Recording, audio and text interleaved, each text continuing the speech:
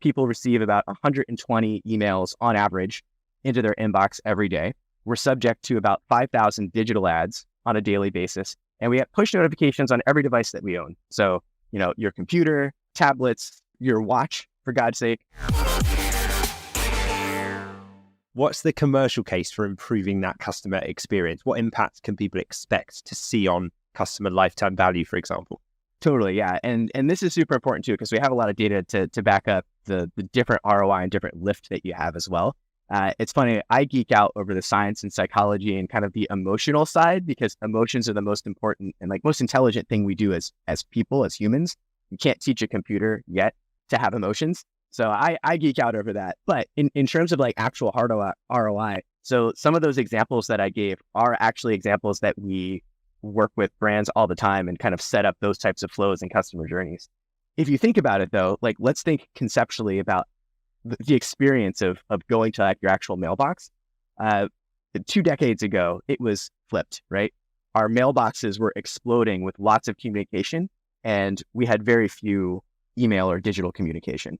Now that's completely flipped. So now people receive about 120 emails on average into their inbox every day. We're subject to about 5,000 digital ads on a daily basis. And we have push notifications on every device that we own. So, your computer, tablets, your watch, for God's sake. So we're very inundated digitally. So just conceptually, now, if you think about it, if you send someone a piece of correspondence that actually shows up in their mailbox, first thing that you need to remember is that there's not a lot of competition there. People don't get a lot of mail. Their mailboxes are not exploding. So that's number one. Number two, the USPS put out a survey and study and actually found that on average, people check their mailbox every day. And when they do, they spend on average 30 minutes going through their mail, which is crazy to me. That's a lot of time to be focused on actually going through something. If you can get somebody to spend 30 minutes on your website, that's crazy. If you get somebody to spend 3 minutes on your website, that's considered, you're hitting it out of the park. So 30 minutes is crazy. So anyway, so those are just kind of setting the picture that a lot of times people forget. So that's what one keep in mind, number one. In general, what we see, so we compare ourselves to a couple different forms of communication. We generally compare ourselves to email, and then we also compare ourselves to traditional direct mail. So the printed mass mail that you normally get. Typically, when you compare us to email, our handwritten notes generally perform about 20 times better in terms of response rates than sending an email. So, depending on where you're sending and what your goal is, imagine if you could 20x your response rates. So that's kind of number one. And then when we talk about direct mail, so just comparing sending an actual handwritten note versus sending a piece of mass direct mail, we perform about 10 times better. And the reason for that, there's actually a couple reasons. So number one, the whole kind of emotional side, and with a handwritten note, nobody tends to throw a handwritten note out. So you're going to get at least the impression, and someone's going to open up a handwritten note that's in an envelope.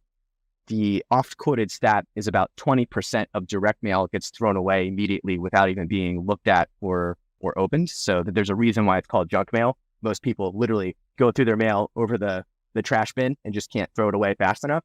So already, I always say it's a little bit unfair even to compare ourselves against direct mail, because 20% of your budget just gets thrown away. It's 20% of the time it just goes in the trash without people seeing it.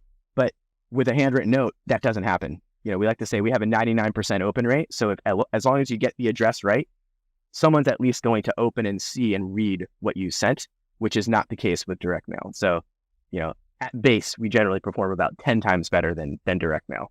Yeah, that's fascinating. There are so many different types of direct mail as well. Like you say, if you're lumping physical mail into one category. I was speaking to a friend at a mastermind the other day, and he's in the agency space, and so they're trying to, win clients for different services that they provide as a digital agency.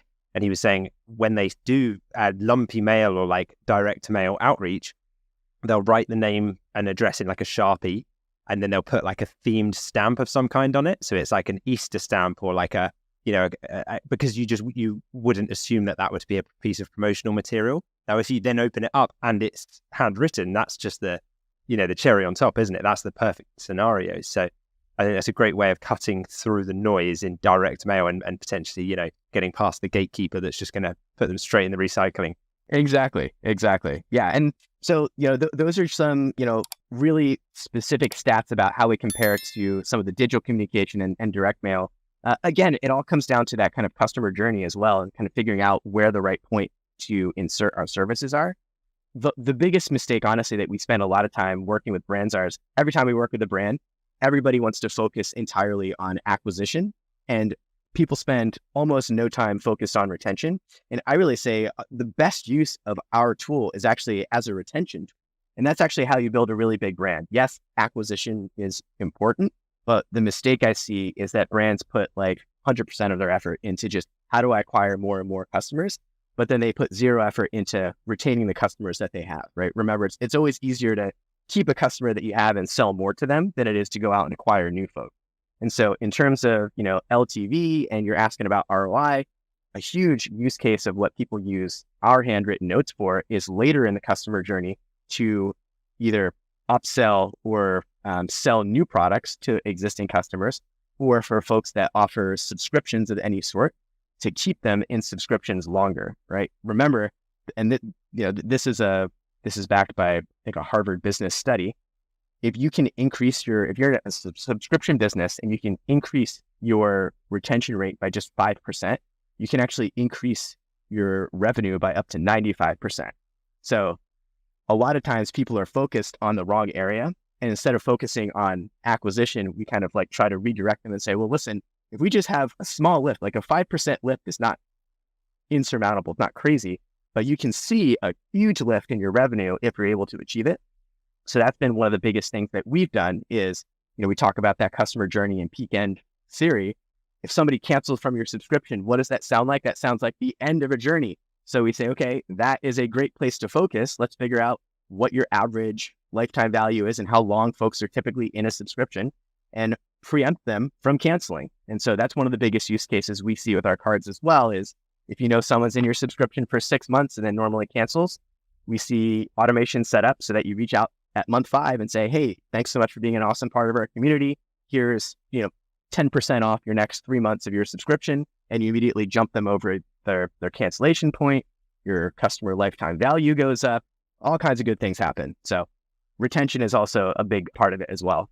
Speaking about ROI and lift and how brands can really have the impact. That's definitely the forgotten part of the picture, I think, for a lot of e-commerce brands. And to bring this to life in the context of the model that we teach, the home turf advantage model, where it's high ticket product, it is easy to fall into the trap of thinking that your business revolves just around acquisition and that it is just an acquisition game.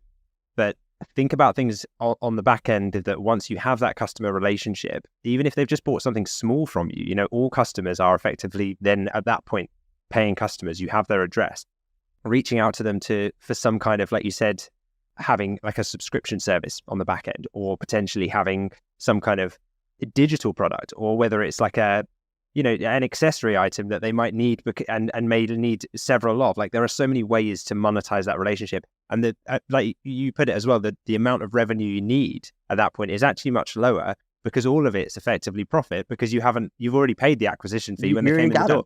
They're already the customer. Yeah.